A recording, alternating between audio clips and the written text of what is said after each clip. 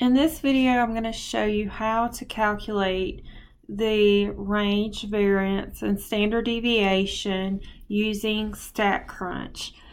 Now, keep in mind that the formulas for the population variance and population standard deviation are different from the formula of your sample variance and sample standard deviation. So it's important that you select the right formula in StatCrunch. So I'm going to click copy to table and open in StatCrunch.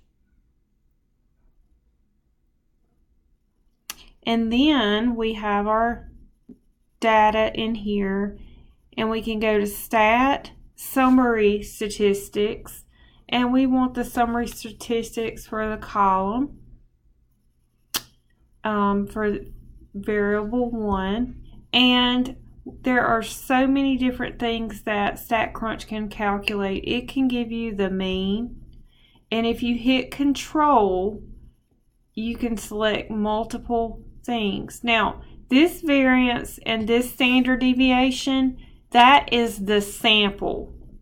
I'm going to go on down and show you how we can even calculate the mean, we can calculate the range, the median, the range. It will give you your quartiles, which we'll discuss in a later video. But the unadjusted variance and the unadjusted standard deviation is what we need. That is your population. There's also the coefficient of variation.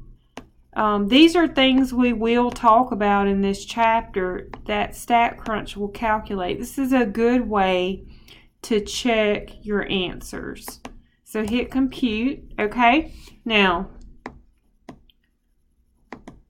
let me move it over a little bit. So as you can see, if you use the sample variance, it would not be the correct answer. The unadjusted variance is your population variance, which is correct, because if you rounded, you would get 100.29.